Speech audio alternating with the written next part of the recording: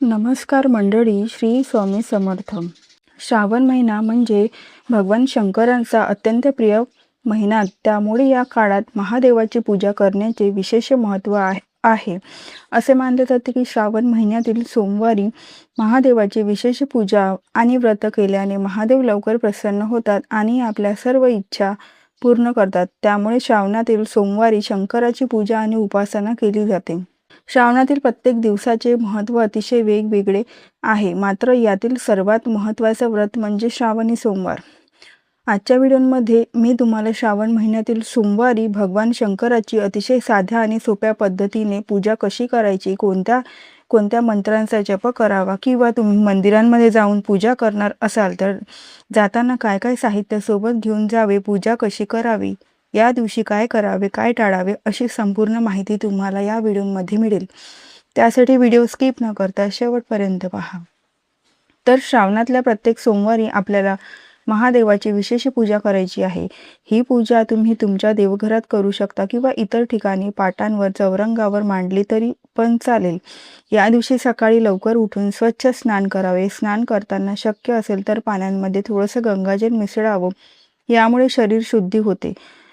त्याबरोबरच पवित्र गंगेत स्नान केल्याचे पुण्य मिळते. तसेच शक्य असल्यास या दिवशी स्वच्छ पांढरे शुभ्र वस्त्र परिधान करावे.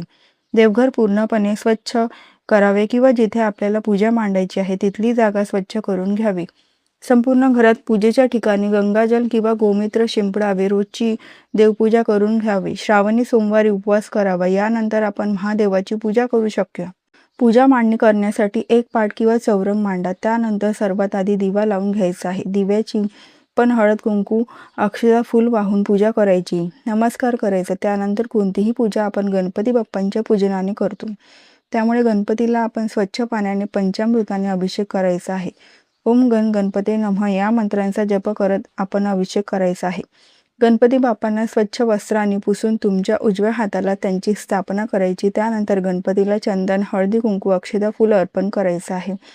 त्यानंतर बाप्पाला प्रिय असणाऱ्या दुर्वा अर्पण करायचा आहे. गणपतीला गूळ खोबऱ्यांचा नैवेद्य ठेवायचा आहे आणि मनोभावे नमस्कार करायचा आहे. श्री गणेशाय नमः. त्यानंतर मग आपण महादेवाची विधिवत पूजा करायची आहे. आपण एक ताम्हणं घ्यायचं आहे आणि त्यामध्ये महादेवाची पिंड ठेवून त्यावर अभिषेक करायचा आहे. सर्वात आधी स्वच्छ पाण्याचा अभिषेक करायचा आहे. महादेवांना जलाभिषेक अत्यंत प्रिय आहे. अभिषेक करताना ओम नमः शिवाय या मंत्रांचा जप करायचा आहे. त्यानंतर पंचामृताने किंवा गाईच्या कच्च्या दुधाने अभिषेक करायचा आहे. ओम नमः शिवाय हा महादेवांचा मंत्र म्हणत आपण अभिषेक करायचा आहे आणि पुन्हा एकदा स्वच्छ पाण्याने अभिषेक करून झाल्यावर मग आपण महादेवांची पूजा करायची आहे. शिवपूजन करणे शक्य नसल्यास भक्तिभावाने केवळ एक बेलाचे पान शिवाला वाहिल्यास पूर्ण पूजेचे पुण्य प्राप्त होते असे म्हणतात. तर अभिषेक करून झाल्यावर खाली थोड्या अक्षता ठेवून आपण त्यावरती शिवलिंगाची स्थापना करायची आहे. त्यानंतर महादेवाला प्रिय असणारे भस्म लावायचे आहे, चंदन लावायचे आहे, पांढऱ्या अक्षता अर्पण करायचे आहेत, कापसाचे पांढरे वस्त्र घालायचे आहेत. त्यानंतर महादेवांना अत्यंत प्रिय असलेली पांढरी फुलं आपण शिवलिंगावरती वाहायची आहेत. तसेच या दिवशी तुम्हाला धोत्र्यांचे फळ किंवा धोत्र्यांचे फूल जरी मिळाले तरी ते महादेवांना अर्पण करा. तसेच महादेवांना प्रिय असणारी बेलाची पाने आपण शिवलिंगावरती अर्पण करायची आहेत. ज्या कोणत्या वस्तू महादेवांना प्रिय आहेत, आपल्याकडे ज्या कोणत्या उपलब्ध आहेत त्या वस्तू आपण शिवलिंगावरती अर्पण करायच्या आहेत. ही संपूर्ण पूजा होईपर्यंत ओम नमः शिवाय, सोमाय नमः किंवा ओम नमः शिवाय या मंत्रांचा जप करत राहायचा आहे. अशी शिवलिंगाची संपूर्ण पूजा झाल्यावर शिवमूठ अर्पण करायची आहे. प्रत्येक सोमवारी महादेवांवर वाहिल्या जाणाऱ्या शिवमुठीचे महत्त्व अत्यंत वेगळे आहे. त्यामुळे त्या सोमवारी त्या धान्याची मूठ शिवलिंगावर अर्पण करायची आहे. शिवलिंगावर शिवमूठ कशी अर्पण करायची? शिवमुठ ही कधीही कोरडी अर्पण करायची नसते. शिवमुठ ही ओली अर्पण करायची असते. आता ती ओली पण कशा प्रकारे? तर बघा, तुम्ही या पद्धतीने एखाद्या ट्रेमध्ये, प्लेटमध्ये तांदूळ घेऊ शकता. मी तुम्हाला पहिल्या सोमवारची पूजा दाखवत आहे, त्यामुळे पहिल्या सोमवारची शिवमूठ जी आहे ती तांदूळ आहे. तर मी तांदूळ घेतलेले आहेत. ज्या सोमवारची जी शिवमूठ असेल ती तुम्हाला एखाद्या प्लेटमध्ये घेऊन त्यामध्ये थोडंसं पाणी टाकायचं, ती शिवमूठ ओली करून घ्यायची आणि 3 वेळा आपल्या मुठींमध्ये घेऊन 3 वेळा शिवमूठ अर्पण करायचे आहेत. शिवमूठ अर्पण करताना पहिला मंत्र जो आहे तो अशा प्रकारे आहे.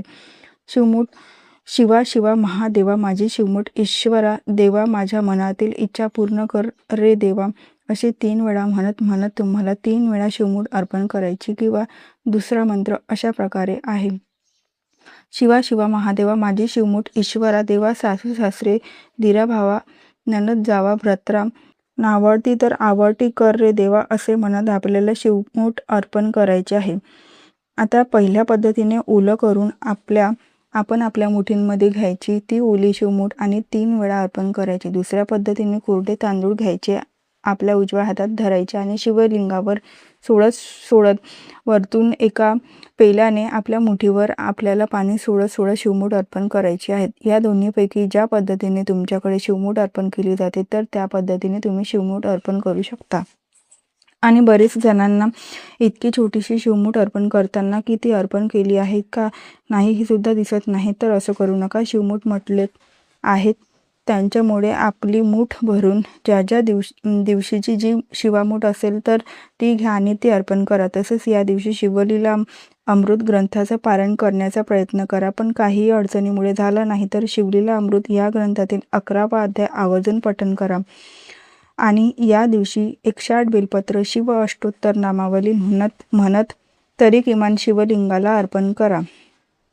आता जर तुमच्याकडे पुस्तक नसेल शिवलीला अमृत वाचण्यासाठी तर मी माझ्या डिस्क्रिप्शन बॉक्समध्ये लिंक देणार, ते तुम्ही ऐकू शकता. तुम्हाला जर वेळ भेटत नसेल तर ते तुम्ही कधीही कुठेही काम करता करता ऐकू शकता. आता महादेवांच्या मंदिरांमध्ये जाऊन शिवाचं दर्शन घ्या आणि शक्य झालं तर प्रत्येक श्रावण सोमवारी किंवा या 4 श्रावण सोमवारपैकी कोणत्याही एका सोमवारी रुद्राभिषेक आपल्या घरांमध्ये आवर्जून करा. आणि दुसऱ्या दिवशी म्हणजे मंगळवारी उत्तरपूजा करून घ्या.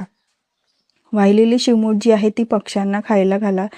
किंवा तुमच्या घराच्या आजूबाजूला एखादं मोठं कोणतं झाड असेल तर त्या झाडाखाली ठेवा, म्हणजे पक्षी खातील. बेलपत्र फुलं वगैरे जे आहेत ते निर्माल्यांमध्ये टाका आणि प्रत्येक सोमवारी या प्रकारे पूजा करायची आहे. फक्त शिवमूठ बदलायची आहे. पहिल्या सोमवारी तांदूळ, दुसऱ्या तीळ, तिसऱ्या मूग आणि चौथ्या सोमवारी जव. शिवमूठ जे आहे ती शिवलिंगाला अर्पण करायची आहे. त्यानंतर धूपदीप ओवाळायचा आहे, मनोभावे नमस्कार करायचा आहे आणि शेवटी नैवेद्य दाखवायचा आहे. नैवेद्यांमध्ये तुम्ही फळे ठेवू शकता, दूध, साखर किंवा खडी साखरेचा नैवेद्य दाखवू शकता. शेवटी शंकराची आरती करायची आहे. या दिवशी दिवसभर उपवास केला जातो आणि संध्याकाळी उपवास सोडला जातो. प्रत्येक सोमवारी महादेवांचे ध्यान करून व्रत ठेवावे आणि एका जागी बसून सात्विक भोजन करावे. या दिवशी तामसिक आहार पूर्णपणे टाळावा. या दिवशी आपल्याला शक्य होईल तेवढे महादेवांचे ध्यान उपासना करायची आहे. ओम नमः शिवाय किंवा महामृत्युंजय मंत्रांचा जप करावा किंवा शिवलीला मृतांचा अध्याय वाचावा. रुद्राभिषेक करू शकता. या दिवशी आपले जीवन सात्विक आणि आचरण चांगले असावे. अशा प्रकारे संपूर्ण पूजा झाल्यावर महादेवांकडे सुख समृद्धींची प्रार्थना करावी. अशा प्रकारे घरच्या घरी तुम्ही सोप्या पद्धतीने शिवलिंगाची पूजा करू शकता. किंवा तुम्हाला मंदिरांमध्ये जाऊन पूजा करायची असेल तर तुम्ही सकाळी किंवा प्रदोषकाळी किंवा तुमच्या वेळेनुसार कधीही पूजा करू शकता. तुम्ही मंदिरांमध्ये अभिषेक करणार असाल तर तुम्ही जाताना दूध आणि पाणी सोबत घेऊन जावा. किंवा साधी सोपी पूजा करणार असाल तर पांढरी फुले, बेलाची पाने, धोत्राचं फळ किंवा फूल, नैवेद्यासाठी खडी साखर आणि शिवमूठ वाहण्यासाठी तांदूळ किंवा त्या सोमवारी जे ते धान्य आपल्याला घेऊन जायचं आहे. शिवलिंगाची पूजा करून झाल्यावर आपल्याला शिवमूठ व्हायची आहे. या प्रकारे तुम्ही मंदिरांमध्ये सुद्धा महादेवाची विधिवत पूजा करू शकता. श्रावण महिन्यात महादेवाची पूजा आणि व्रत केल्यामुळे महादेव लवकर प्रसन्न होतात आणि पूजेची तात्काळ फळ मिळते. श्रावण महिना म्हटलं की निर्मळ वातावरण, पवित्र महिना आणि शिवभक्तांसाठी तर त्यांच्या आराध्य महादेवांना प्रसन्न करण्याचा महिना.